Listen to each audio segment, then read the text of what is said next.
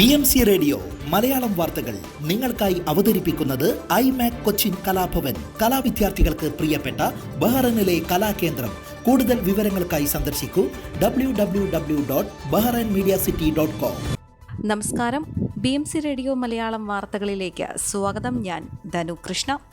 Manama ഫെസ്റ്റിന് തുടക്കമായി. Bahrain tourism and exhibition authority സംഘടിപ്പിക്കുന്ന festival നാടിന്റെ മനോഹരമായ ഭൂതകാലത്തിന്റെ സുവർണ സ്മൃതികൾ പ്രദർശിപ്പിക്കുന്നതാണ്. ജനുവരി 7 വരെ നീണ്ടു നിൽക്കുന്ന ഫെസ്റ്റിവലിൽ food tour, gold shop tour, സംഗീത നാടക പ്രകടനങ്ങൾ, റെട്രോ ഗെയിമുകൾ, മ്യൂസിയം പ്രദർശനങ്ങൾ എന്നിങ്ങനെ നിരവധി പരിപാടികൾ ഉൾക്കൊള്ളിച്ചിട്ടുണ്ട്.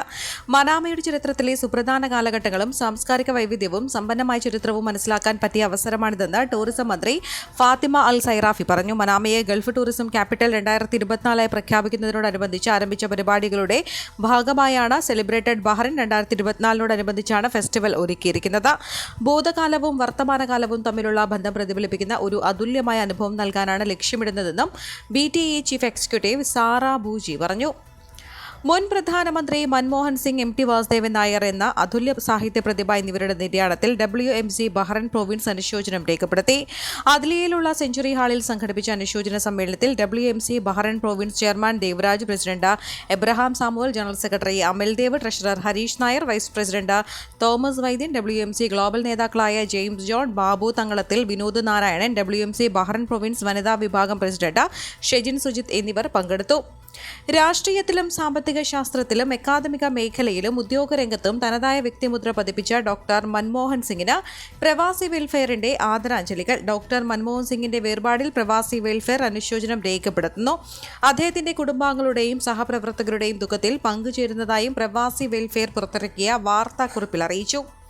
മുൻ പ്രധാനമന്ത്രി ഡോക്ടർ മൻമോഹൻ സിംഗിന്റെ നിര്യാണത്തിൽ ബഹ്റൈൻ നവകേരള അനുശോചനം രേഖപ്പെടുത്തി. മികച്ച ഭരണാധികാരിയും അറിയപ്പെടുന്ന സാമ്പത്തിക വിദഗ്ധനുമായിരുന്നു ഡോക്ടർ മൻമോഹൻ സിംഗ്. അദ്ദേഹത്തിന്റെ ലളിതമായ ജീവിതവും സൗമ്യമായ പെരുമാറ്റവും ജനഹൃദയങ്ങൾ കീഴടക്കി. ആഗോളതലത്തിൽ അറിയപ്പെടുന്ന സാമ്പത്തിക വിദഗ്ധനായ അദ്ദേഹത്തിന്റെ വിയോഗം ഒരു തീരാനഷ്ടമാണെന്നും അനുശോചനക്കുറിപ്പിൽ അറിയിച്ചു. മലയാളത്തിന്റെ ഇതിഹാസ സാഹിത്യകാരൻ MT വാസുദേവൻ നായരുടെ നിര്യാണത്തിൽ IYCC ബഹ്റൈൻ അനുശോചന യോഗം സംഘടിപ്പിച്ചു. കഥാകൃത്ത്, നോവലിസ്റ്റ്, പത്രപ്രവർത്തകൻ, തിരക്കഥാകൃത്ത്, സംവിധായകൻ, ലേഖകൻ, പ്രഭാഷകൻ, നാടകകൃത്ത്, നടൻ, സംവിധായകൻ, നാടക പരിഭാഷകൻ, ഗാനരചയിതാവ്, ബാലസാഹിത്യകാരൻ, അധ്യാപകൻ, സംഘാടകൻ, ഭരണാധികാരി, ജ്ഞാനപീഠ ജേതാവ് എന്നിങ്ങനെ സമസ്ത സാംസ്കാരിക മേഖലകളിലും തന്റെ കഴിവ് തെളിയിച്ച പ്രതിഭയായിരുന്നു MT വാസുദേവൻ നായർ എന്ന് അനുസ്മരണ യോഗം വിലയിരുത്തി. IYCC ദേശീയ പ്രസിഡന്റ് ഷിബിൻ തോമസ് അധ്യക്ഷത വഹിച്ചു. KCA ഹാളിൽ നടന്ന ചടങ്ങിൽ ഡോക്ടർ PV ചെറിയാൻ, മാധ്യമ പ്രവർത്തകരായ രാജീവ് ഉണ്ണികൃഷ്ണൻ, EV രാജീവൻ, സാമൂഹിക പ്രവർത്തകൻ ലത്തീഫ് കോളിക്കൽ, IYCC ദേശീയ ട്രഷറർ ബെൻസി ഗനിയോട്, ജിതിൻ പരിയാരം, നിതീഷ് ചന്ദ്രൻ എന്നിവർ MTയെ അനുസ്മരിച്ച് സംസാരിച്ചു.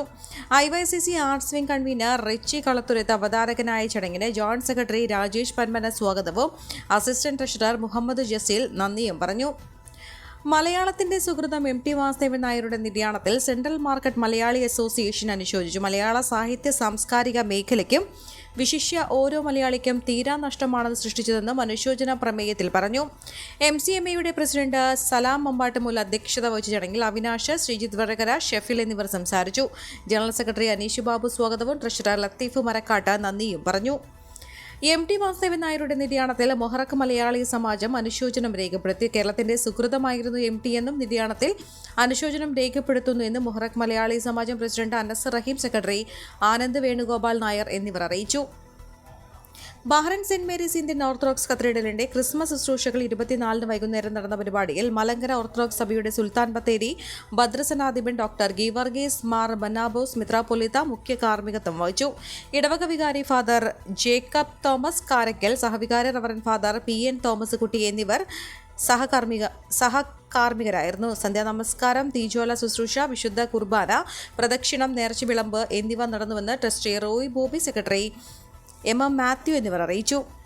ഫ്ലെക്സി വിസയിൽ ചെറിയ ജോലികൾ ചെയ്തു വരുന്നതിനിടയിൽ നിര്യാതനായ തിരുവനന്തപുരം കടക്കാവൂർ സ്വദേശി നാരായണൻ വാസുദേവൻ സുഷിയുടെ സംസ്കാരം കുടുംബത്തിന്റെ ആവശ്യപ്രകാരം മസ്കറിലെ ശ്മശാനത്തിൽ നടന്ന. സുഹൃത്തുക്കളും വോയിസ് ഓഫ് ട്രിവാൻഡ്രം ഭാരവാഹികളും വിവരം അറിയിച്ചതിനെ തുടർന്ന് ICRF ആണ് നടപടിക്രമങ്ങൾ പൂർത്തീകരിച്ചത്. കൊച്ചി മെട്രോയുടെ പ്രവർത്തന ലാഭത്തിൽ 5 ഇരട്ടി വർധന. കഴിഞ്ഞ വർഷം 5 കോടിയായിരുന്ന പ്രവർത്തന ലാഭം ഇത്തവണ 22 കോടിയിലേക്ക് കുതിച്ചു കയറി. കഴിഞ്ഞ വർഷമാണ് കൊച്ചി മെട്രോ ചരിത്രത്തിൽ ആദ്യമായി പ്രവർത്തന ലാഭം കൈവരിച്ചത്. യാത്രക്കാരുടെ എണ്ണത്തിലും വൻ വർധനയുണ്ടായതായും കൊച്ചി മെട്രോ അധികൃതർ അറിയിച്ചു. 2021-22 കാലയളവിൽ 31,229 പേരാണ് ഒരു ദിവസം മെട്രോ ഉപയോഗിച്ചിരുന്നതെങ്കിൽ 2023-24 അതിൽ 88,292 പേരായി. ലക്ഷത്തിലധികം പേർ യാത്ര ചെയ്ത നിരവധി ദിവസങ്ങളും ഈ കാലയളവിലുണ്ടായി. മാസത്തിൽ 20 ദിവസമെങ്കിലും ലക്ഷത്തിലധികം പേർ യാത്ര ചെയ്യുന്നുണ്ടെന്നും അധികൃതർ വ്യക്തമാക്കി.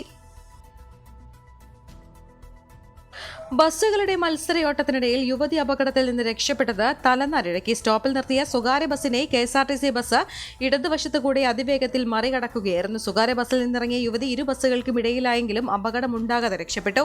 കോട്ടയം കൊടുങ്ങൂർ 18-ാം മൈലിൽ ശനിയാഴ്ച വൈകിട്ട് 6 മണിയോടെയാണ് സംഭവം. സ്വകാര്യ ബസ്സിൽ നിന്ന് സ്റ്റോപ്പിലിറങ്ങിയ യുവതിയുടെ തൊട്ടടുത്തുകൂടിയാണ് ഇടതുവശത്തുകൂടെ വന്ന KSRTC ബസ് ഓവർടേക്ക് ചെയ്തത്. കോട്ടയം നിന്ന് കുമളിയിലേക്ക് പോകുകയായിരുന്ന KSRTC ബസ് ഇരു ബസ്സുകളും മത്സരയോട്ടത്തിലായിരുന്നുവെന്നാണ് വിവരം.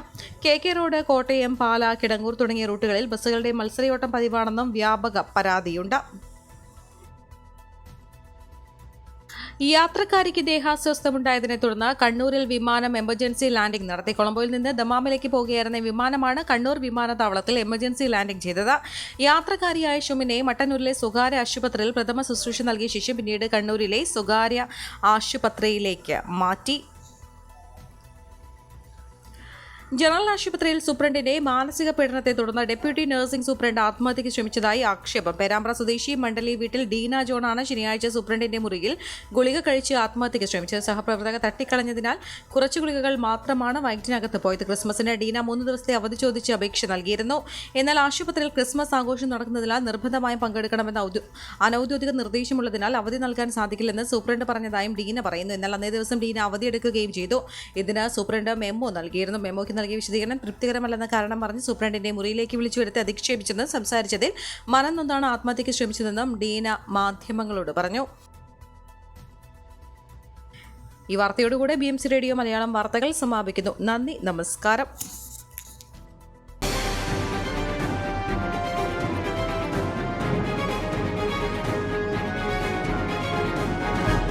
BMC റേഡിയോ മലയാളം വാർത്തകൾ നിങ്ങൾക്കായി അവതരിപ്പിക്കുന്നത് ഐമാക് കൊച്ചിൻ കലാഭവൻ. കലാവിദ്യാർത്ഥികൾക്ക് പ്രിയപ്പെട്ട ബഹ്റൈനിലെ കലാകേന്ദ്രം.